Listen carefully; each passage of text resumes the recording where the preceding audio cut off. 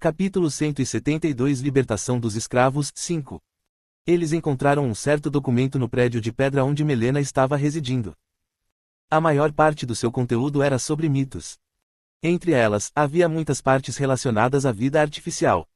Depois de examiná-los cuidadosamente, o Wilk chegou a uma conclusão temporária. Há uma grande possibilidade de que a arma secreta que Melena mencionou seja o homúnculo. Talvez Aleister, que é muito versado em alquimia, estivesse encarregado do projeto. Melena provavelmente era responsável apenas por coletar informações ou proteger materiais. Se eles abusarem do homúnculo, o continente Eif cairá em grande caos. No passado, o Wilk restaurou as crônicas de Neg Hammadi, que registravam o conhecimento secreto dos deuses. Mencionou que o homúnculo era fruto da alquimia e da engenharia mágica. O processo detalhado de fabricação não foi descrito, mas os perigos foram claramente declarados. Entendo por que eles estão priorizando as crônicas de Edda.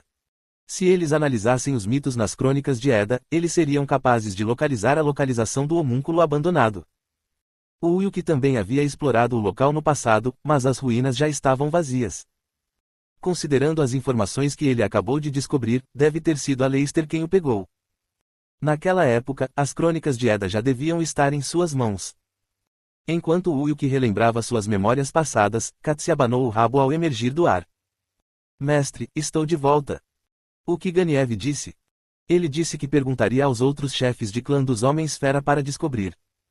O Wilk pediu a Ganiev para encontrar o coração de chamas de Cerberus. Foi um dos materiais necessários para criar o anel arco-íris de 7 cores. Investigações anteriores sugeriram que ele estava em algumas ruínas antigas nos trópicos. Entretanto, o nome do site era desconhecido. Parecia que levaria algum tempo para encontrá-lo, então o Wilk precisava da ajuda de pessoas em quem confiava. Ganiev valorizava a lealdade e a honra e não negligenciaria essa tarefa nem tentaria enganar o Wilk. A autonomia dos Homens-Fera foi reconhecida e eles agora ocupavam mais da metade do território do reino de Thales. Tudo isso graças à decisão compassiva de Wilk depois de matar Ivanov. Considerando o tratamento que estavam recebendo antes de sua libertação, seria difícil retribuir essa graça, mesmo que oferecessem o coração da Fênix que daria ao Wilk a vida eterna. Mas há uma grande possibilidade de que Ganiev também não o encontre. A julgar pelas informações que ele havia coletado até então, o cristal negro do Lich Rei e o coração de gelo de Argus estavam localizados no leste do continente Eif. O mais provável é que o mesmo aconteça com o coração de chamas de Cerbero. As terras tropicais do continente oriental eram cerca de 2 vezes maiores que as do continente ocidental. O Wilk falou com ela novamente enquanto olhava para o mapa mundi espalhado sobre a mesa. Qual é o status atual do exército do reino Izuna? As forças terrestres estão se preparando para retornar ao seu país de origem. A frota ainda está bloqueando a costa. O rei de Izuna não reivindicou nenhum direito sobre o reino Thales. Graças ao Wilk, ele foi informado sobre os planos de Ivanov com antecedência e não teve que sofrer muitos danos com uma invasão inesperada do reino Thales. Além disso, o Wilk tomou todas as decisões importantes e ações decisivas. O reino Thales está quase totalmente organizado agora. Com o apoio das tribos de Homens-Fera, Hong Yuri se tornou o novo governante, e a exploração das ruínas com Eteria Rodinos foi concluída.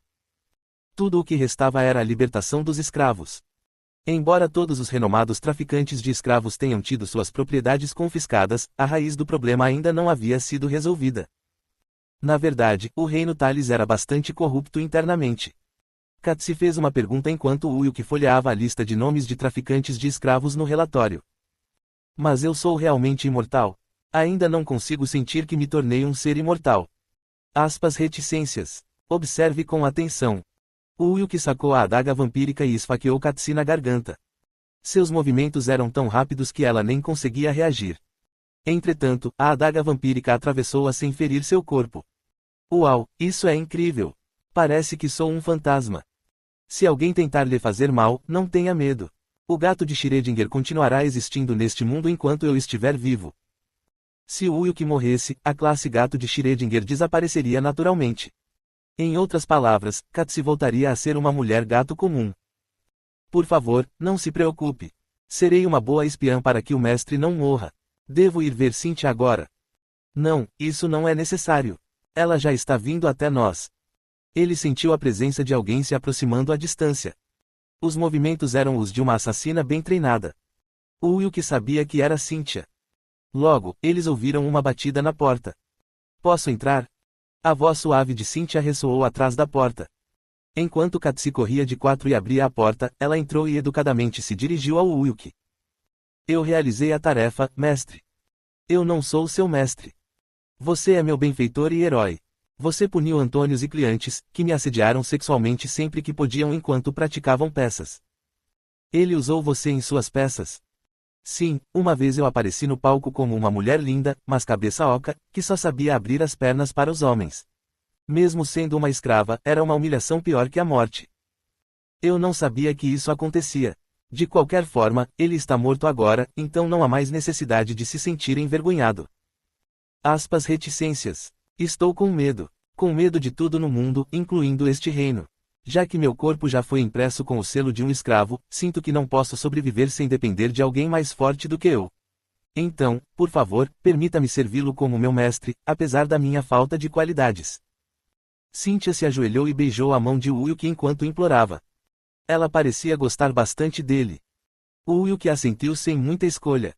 Se você realmente quiser me seguir, eu permitirei. Mas se você não me servir, você nunca mais voltará a ser um escravo. Obrigado. Você é realmente misericordioso. E esta é uma carta do rei escravo Arminius. Cynthia sorriu brilhantemente enquanto pegava um pergaminho e o entregava ao Wilk. Depois de recebê-lo, o Wilk deu uma olhada nas frases mal escritas.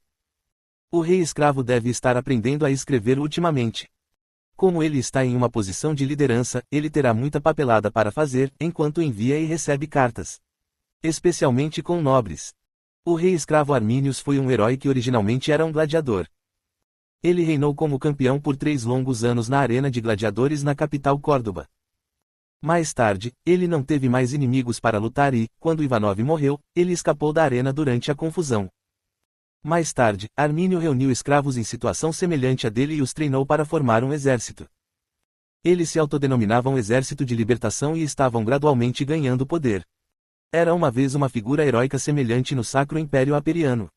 Então sua revolução deve ter falhado, considerando o fato de que o Sacro Império Aperiano ainda está de pé hoje. Cynthia não sabia que o Wilk estava falando sobre o futuro, pois ela não sabia de sua regressão. No entanto, o Wilk não mencionou esse ponto.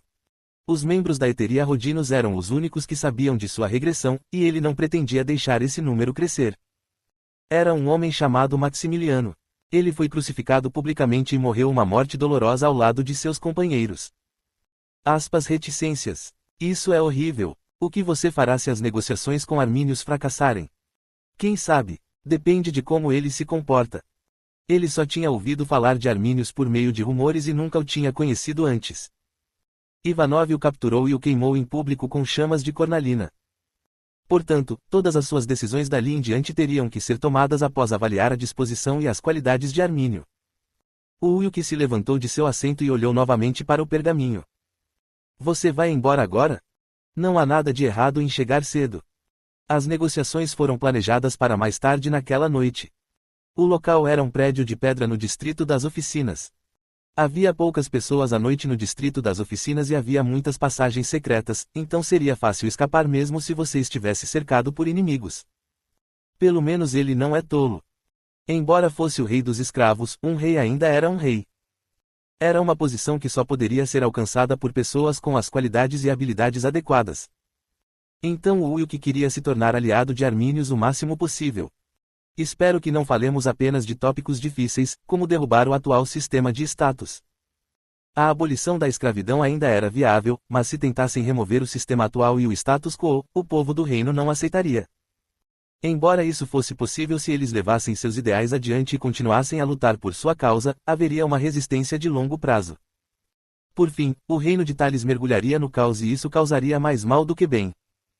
Bem, mesmo que as negociações fracassem, fazer uma lavagem cerebral nele resolverá o problema. No entanto, o Wilk desejava que Arminius estivesse ao seu lado com uma mente consciente e sã. Diferentemente de sua vida anterior, inimigos ridiculamente fortes apareceram um por um durante esta vida. Quando ele chegou ao seu destino, homens mal vestidos cercaram o Wilk. Você é o rei-herói? Reticências. Sim. Em várias regiões do continente ocidental, o Wilk estava sendo chamado de rei-herói. Ele estava caçando e derrotando todos os tipos de seres malignos, fossem eles reis demônios, bruxas ou outros humanos. Além disso, foi em parte devido a Rosencrantz. Ele havia retornado à Santa Sé e proclamado Ulrich como um guerreiro enviado pelo Deus da Luz. Talvez essa fosse a razão pela qual as pessoas demonstravam expressões de espanto sempre que o viam. Este homem é o Salvador do mundo. É verdade que ele pode usar todos os poderes do Deus da Luz. Pensar que eu encontraria o verdadeiro sucessor de Salomão aqui. E mesmo que fossem civis de países ou forças inimigas, eles ainda o admiravam, pois ele era uma pessoa respeitável. Por aqui. O homem de cabelos castanhos que estava de frente para Ulrich assumiu a liderança e começou a andar. Ele era Tácito, o segundo em comando do Exército de Libertação.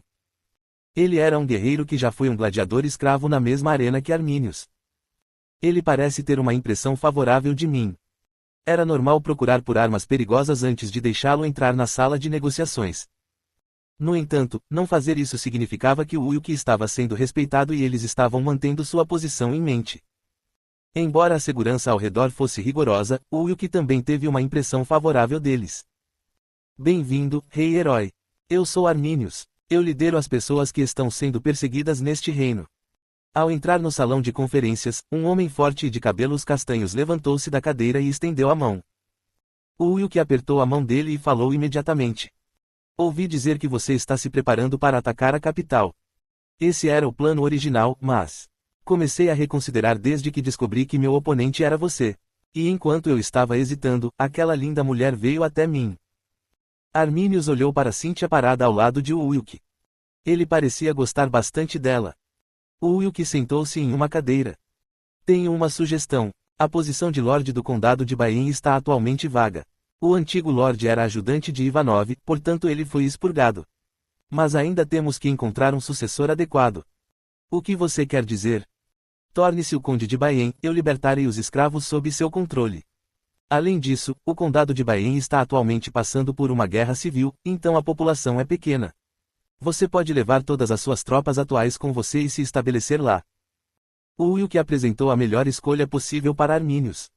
Todos poderiam se tornar cidadãos do reino e viver uma vida normal, e o próprio Arminius se tornaria um nobre. Entretanto, Arminius rejeitou imediatamente a proposta. Reticências. Eu recuso.